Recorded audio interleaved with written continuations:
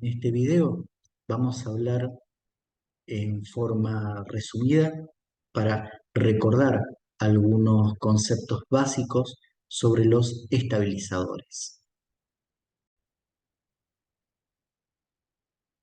Los estabilizadores del estado de ánimo tienen el efecto precisamente de evitar los ciclos.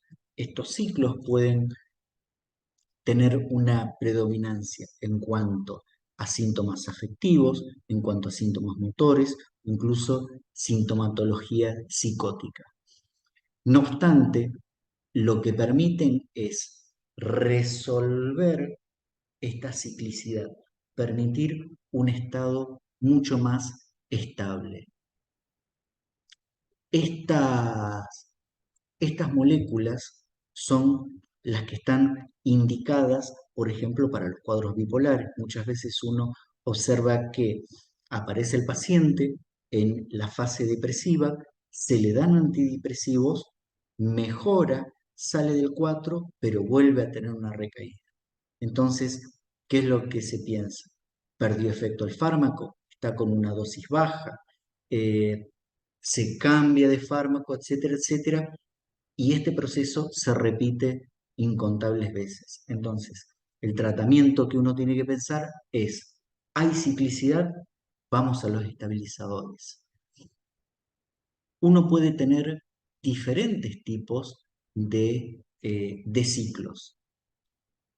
Puede ser que lo que predomine sean los síntomas maníacos, es decir, estar acelerado. Si uno observa y tiene en cuenta que la eutimia, que vendría a ser la línea de puntos que nosotros vemos allí en rosado, la eutimia es el estado de ánimo estable, una hipomanía o una hipertimia hace referencia a este estado exaltado. Cuando el estado es máximo se denomina manía. Por el contrario, nosotros podemos tener una hipotimia o una depresión menor y una depresión mayor. Los ciclos pueden variar de hipomanía normal, de hipomanía, depresión normal. Las combinaciones son numerosas. Más allá de esto, lo que nos va a indicar es que dependiendo de la modalidad de estos ciclos, es decir, si son ciclos rápidos, si son muy intensos, si lo que predomina es la depresión por sobre la manía o la manía por sobre la depresión, nos va a permitir elegir el estabilizador más adecuado. ¿Cuáles son los estabilizadores de los cuales disponemos?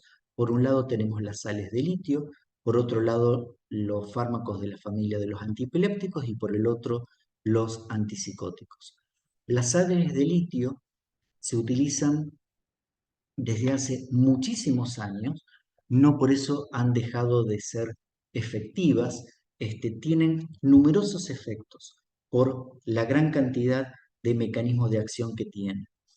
No solamente es un gran estabilizador, sino que además es un buen antidepresivo, es un buen antiimpulsivo, ayuda a regularizar los pensamientos o las tendencias suicidas, ayuda a controlar la ansiedad. Es fantástico el litio. ¿Cuál es el problema? El problema es que, por un lado, atraviesan membrana hematoencefálica, obviamente, pero atraviesa placenta. Por lo tanto, hay que tener cuidado en aquellas personas que quedan embarazadas. Pero, además, las dosis que se utilizan no están establecidas. ¿Esto qué quiere decir? Que nosotros vamos a tener que elegir la dosis de acuerdo a la litemia, es decir, a la concentración que obtengamos de esa molécula en sangre. La litemia va de 0,6 a 1,2 miliequivalentes por litro. Mientras el paciente esté estabilizado, podemos acercarnos más a 0,6. Si el paciente está en crisis, tenemos que llevarlo un poquito más arriba, más cerca a 1,2. Las dosis se hacen en 2 tomas por día, cada 12 horas. Al ser una sal, compite precisamente con la sal de mesa, por ejemplo. Entonces uno tiene que tener cuidado con la alimentación. Si hace cambios bruscos en cuanto a su dieta, de pronto está con una alimentación, con un consumo muy bajo de sal y de pronto come una picada con chorizo en grasa y demás, qué sé yo, que es riquísimo, pero bueno, va a hacer que fluctúe notablemente su concentración de líquido. De la misma manera que si uno tiene alguna actividad física y transpira mucho, puede variar esa concentración. Por lo tanto, hay que entrenar al paciente, enseñarle, hay que psicoeducarlo para que tenga cuidado con estas cosas. No obstante, ¿qué puede producir? ¿Puede producir algún tipo de alteración renal? Sí, por atrofia glomerular. Por lo tanto, puede llevarte a una insuficiencia renal, es uno de los riesgos. A su vez, ¿puede provocar algún tipo de alteración tiroidea? Sí, vamos a tener que hacer dosajes de TSH de manera preventiva. No obstante, los síntomas que solemos ver con muchísima frecuencia, aunque esté el paciente en una dosis adecuada, es el temblor fino. Temblor fino en manos es notorio y es lo primero que les va a decir el paciente. Si ese temblor empieza a ser muy grosero, hay que hacer un dosaje de líquido, probablemente esté con una dosis muy alta. ¿Puede haber aumento de peso? Sí, el aumento de peso es bastante frecuente. A su vez, puede ser frecuente que aparezca algún tipo de eritema o rash cutáneo. Las alergias aparecen. Las náuseas y los vómitos aparecen en menor medida siempre y cuando uno se maneje con dosis terapéuticas. ¿Qué puede pasar? Puede pasar que el paciente tenga una intoxicación por litio. La intoxicación no se va a presentar a la consulta con una confusión, es como que está desorientado, como que está lento. Es raro por cómo se venía sintiendo el paciente. Puede estar algo somnoliento, pero está bradisíquico.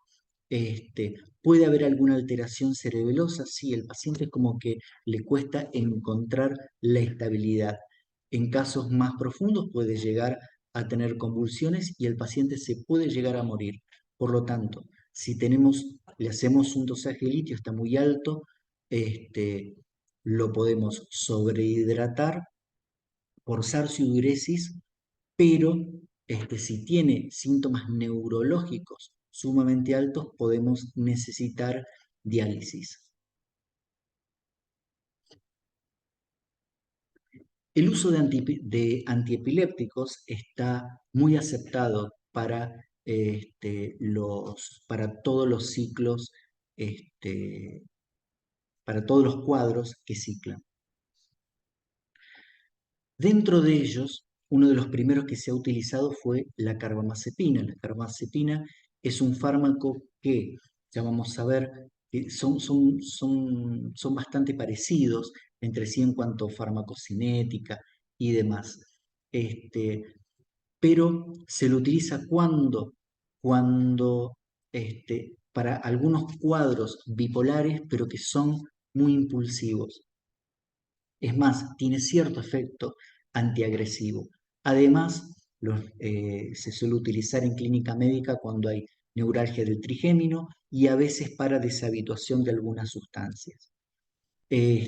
Las dosis son sumamente variables, pero pueden llegar hasta los 1600 miligramos. Los efectos secundarios son muy parecidos en todos los antiepilépticos. Es decir, puede dar mareos, náuseas, sensación de embotamiento, como que se sienten aturdidos, este, pero en el caso de la carbamazepina hay que chequear tanto hígado como algunas variables sanguíneas. ¿Por qué? Porque te puede dar trombocitopenia. El rash cutáneo es muy frecuente en la carbamazepina y en la lamotrigina.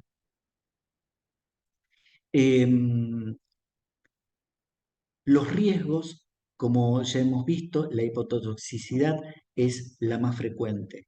¿Puede dar alguna polineuropatía? Sí, es raro, pero puede darlo y algún trastorno tiroideo. Las contraindicaciones, como en todos los antiepilépticos, embarazo y lactancia. Por supuesto, si hay alguna alteración hepática. Salió como una forma mejorada de la carbamazepina, que la oxcarbamazepina se utiliza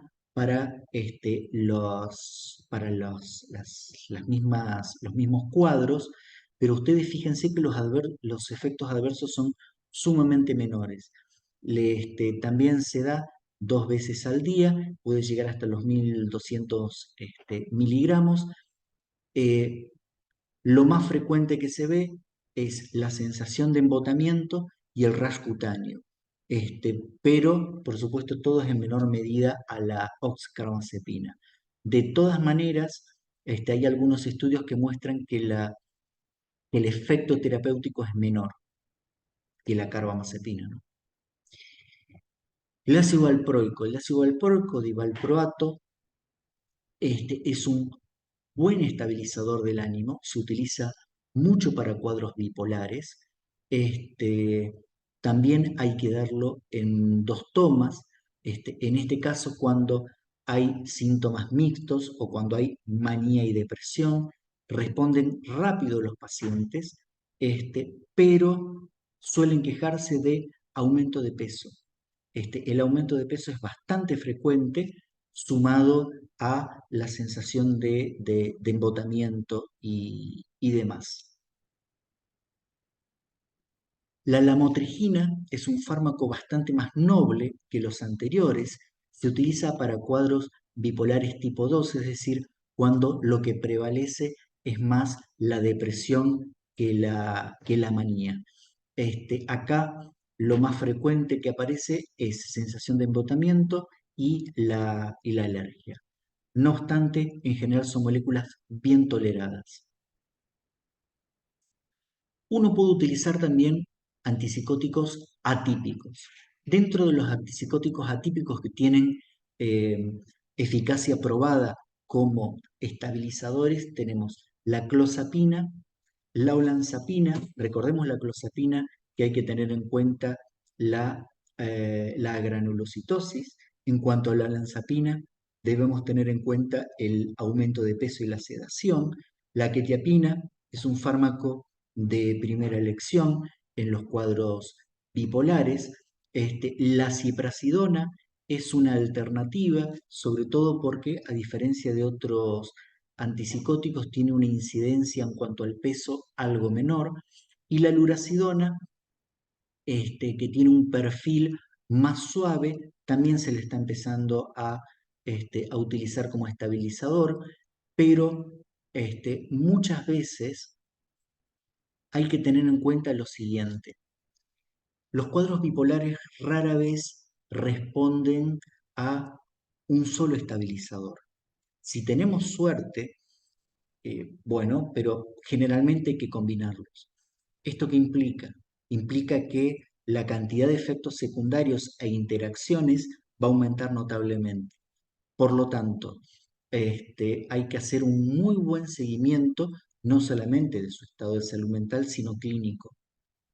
No hay que dejar de estudiar en forma regular a, a estos pacientes. Dejamos, como siempre, la bibliografía para que puedan profundizar y ampliar lo que hemos hablado